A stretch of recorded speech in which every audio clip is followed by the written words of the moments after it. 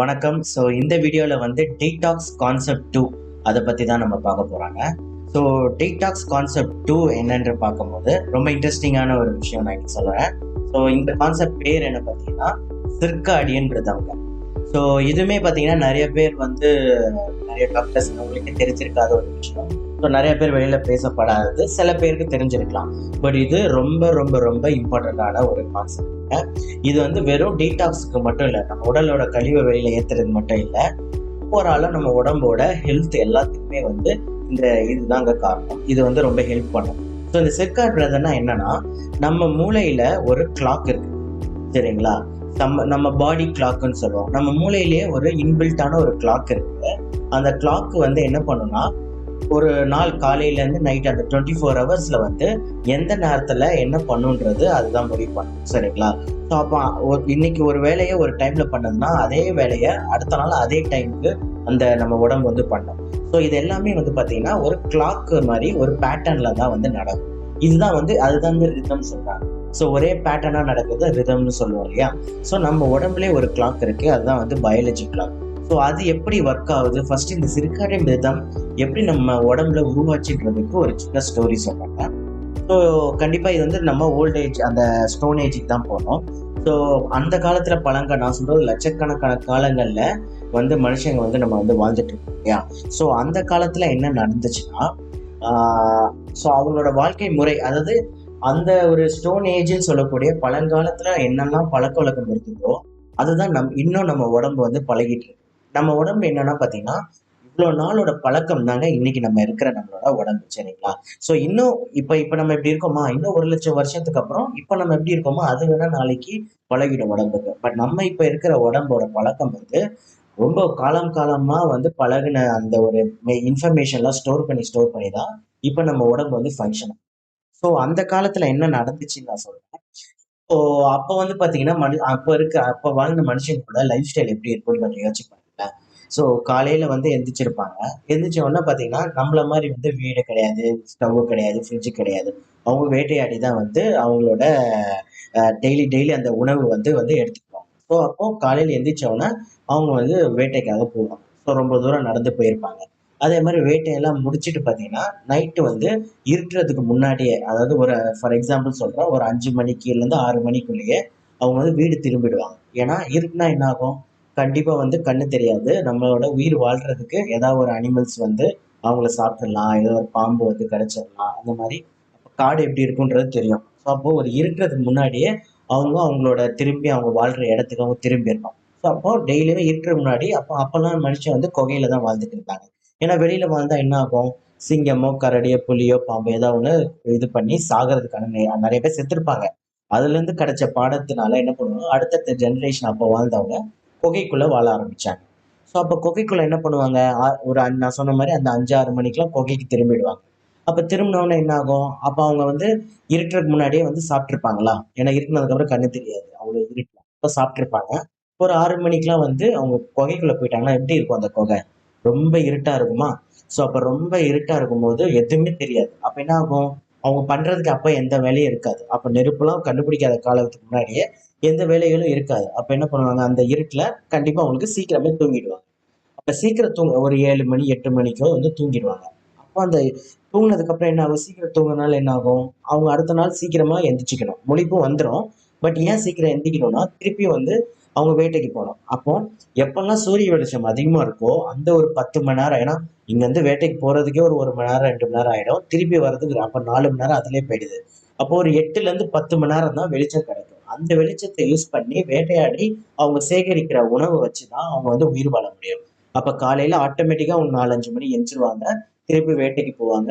திருப்பி சீக்கிரமா வீட்டுக்கு வந்து அப்போ அவங்க சாப்பாடை எப்ப சாப்பிடுவாங்க, வேட்டைக்கு போயிட்டு ஒரு 11 மணி 12 மணி ஆயிடும் அவங்க சாப்பிடுறதுக்கு, வேட்டையாடி அப்ப சாப்பிடுவாங்க. திருப்பி வந்து ஒரு 5-6 மணிக்கு திருப்பி ரிட்டர்ன் ஆகி சாப்பிட்டுட்டு தூங்கிடுவாங்க.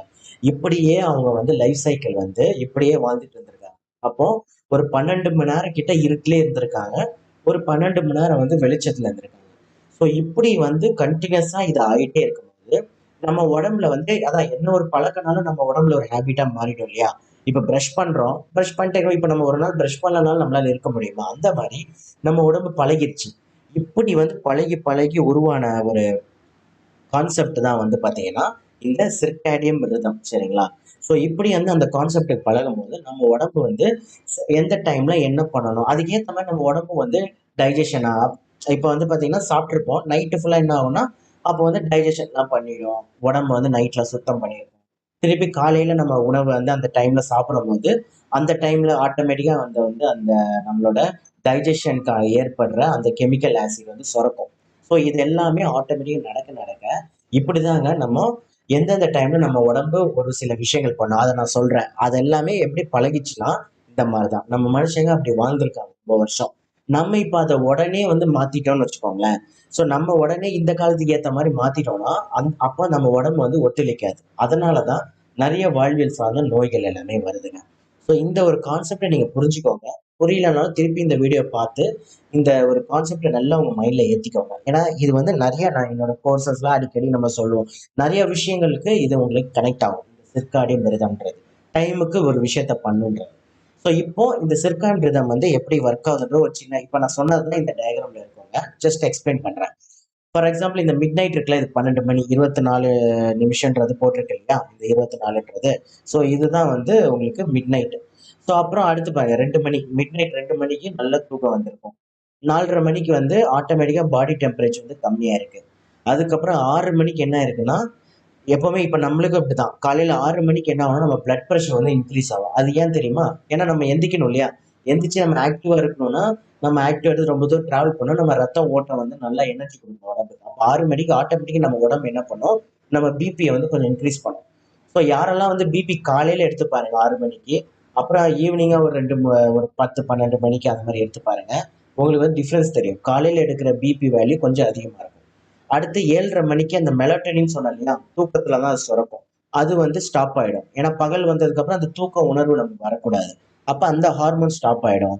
அப்புறம் 10 மணிக்கு அலர்ட் ஆகும். அலர்ட்னஸ் அதிகமா நம்ம உடம்புக்கே நார்மலா இப்ப பாத்தீங்கன்னா ஒரு 10 மணிக்கு தான் நீங்க ஆபீஸ்ல ஒர்க் பண்ணும்போது நல்லா ஒர்க் பண்ணுவீங்க. நீங்க கவனிச்சு பாருங்க. இது ஏன்னா நான் சொன்னேன் இல்லையா வேட்டைக்கு போவாங்கல்ல, அப்ப அந்த வேட்டைக்கு போற டைம்ல உடம்பு வந்து அலர்ட்டா இருக்க பழகி இருக்கும். அடுத்து வந்து பாத்தீங்கன்னா இப்படியே பாத்தீங்கன்னா 5 மணிக்கு பாத்தீங்கன்னா உங்களுக்கு நல்ல மசில் ஸ்ட்ரென்த்தா இருக்கும். Great cardiovascular efficiency and muscle strength. So evening 5 மணிக்கு ஏன்னா நான் சொன்னேன் இல்லையா வேட்டையாடி திருப்பி அவங்க குகைக்கு வருவாங்க. அப்ப அந்த அவ்வளவு தூரம் நடந்து வரும்போது அவங்க மசில் எல்லாம் ஸ்ட்ரென்த்தா இருக்கணும். இப்படி பண்ணி பண்ணி அப்ப அந்த டைம்ல நம்ம வந்து எக்ஸசைஸோ ஏதாவது நிறைய ரிசர்ச் இப்போ வந்துட்டு இருக்கு.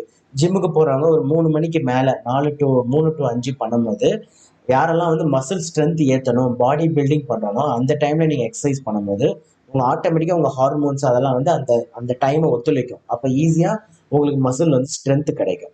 ஸோ இப்படிதான் பழகி இருக்கு. திருப்பி 6 மணிக்கு வந்து ஹையஸ்ட் பிளட் ப்ரெஷர் ஆயிருக்கு. அதுக்கப்புறம் பார்த்தீங்கன்னா நைட்டு ஒரு 7 மணிக்கு வந்து நம்ம உடம்போட டெம்பரேச்சரும் அதிகமா இருக்கும். அதுக்கப்புறம் ஒரு 9 மணி தாண்டிச்சுன்னா நான் சொன்ன மாதிரி இருட்டுல போயிடுவாங்களா, 9 மணிக்கு அந்த மெலட்டோனின் ஹார்மோன் திருப்பி சுரக்கும். ஸோ 9 மணிக்கு சுரக்கிற மெலட்டோனின் ஹார்மோனு காலையில 7:30 மணிக்கு ஜீரோ ஆயிடும். சரிங்களா? ஸோ இப்படி பார்த்தீங்கன்னா அதுக்கப்புறம் மெலட்டோனின் செக்ரேஷன் ஸ்டார்ட்ஸ் ஒரு 9 மணிக்கு. இதுதாங்க ஒரு சைக்கிள். இதுல வந்து ஒரு பேசிக்கான விஷயங்கள் இருக்கு. பட் இதை தாண்டி நிறைய விஷயங்கள் வந்து டைமுக்கு தாங்க நம்ம உடம்பு நடக்கும். சரிங்களா? ஸோ இதுதான் வந்து இந்த சிர்காடியம் ரிதம். இது உங்களுக்கு புரிஞ்சிருக்கும்னு நினைக்கிறேன். ஸோ இப்ப பாருங்க என்னென்ன இம்பார்ட்டன்ட் விஷயங்கள் என்னென்ன டைம்ல நடக்கும்ன்றதுக்கான சார்ட்.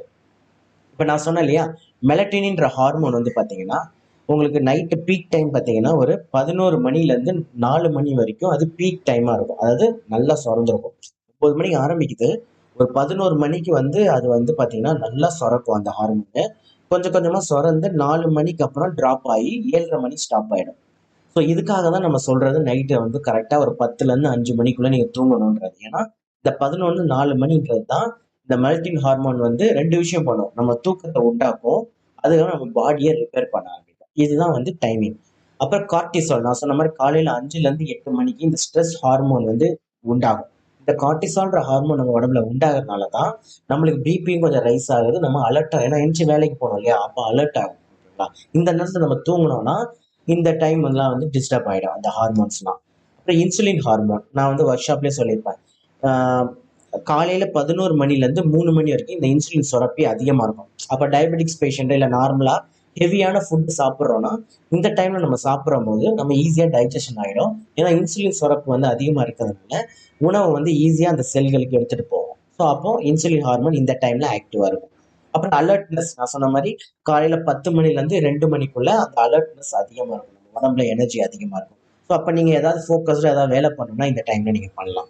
அப்புறம் எலிமினேஷன், இந்த டைஜஷன் இருக்கு இல்லையா, கழிவுகள், உடல்ல இருக்க கழிவு எல்லாமே காலையில 5லேருந்து 8 மணிக்கு நடக்குங்க. நீங்க வந்து நிறைய பேருக்கு இதை எக்ஸ்பீரியன்ஸ் பண்ணியிருப்பீங்க. நீங்க 5 மணிக்கு எந்திக்க ஆரம்பிக்கிறீங்க, இல்லை 5:30க்கு எந்திக்கிறீங்கன்னா கரெக்டா அந்த 5:30 மணி டைம்ல ஆட்டோமேட்டிக்கா உங்களுக்கு வந்து மோஷன் வந்துடும்.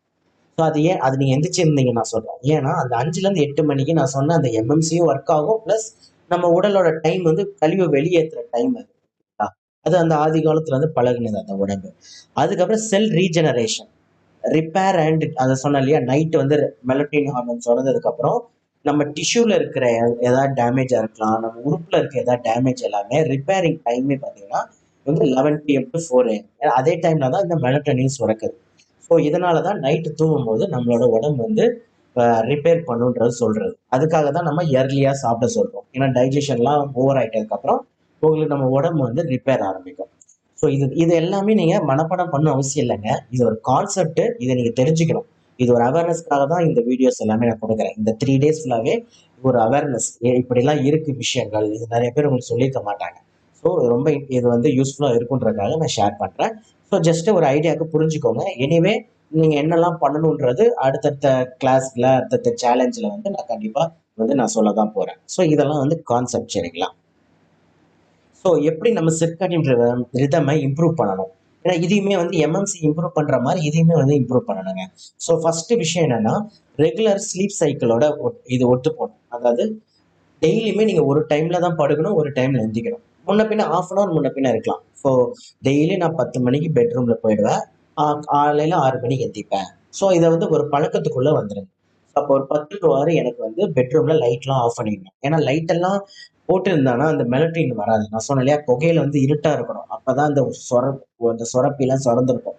அப்போ உங்களோட இது வந்து பெட்ரூம் வந்து இருட்டா வச்சுக்கணும். எந்த ஒரு ஃபோனும் பார்க்கக்கூடாது. அப்போ 10லேருந்து காலைல 6 மணி வரைக்கும் எந்த ஒரு ஃபோனோ டிவியோ எதுவுமே பார்க்கக்கூடாது. அப்பதான் வந்து உங்களுக்கு இந்த சிற்காத மிருதமும் இம்ப்ரூவ் ஆகும், உங்க உடம்பும் வந்து ரிப்பேரிங் வந்து ஸ்டார்ட் ஆகும். அடுத்து வந்து get regular exposure to natural light.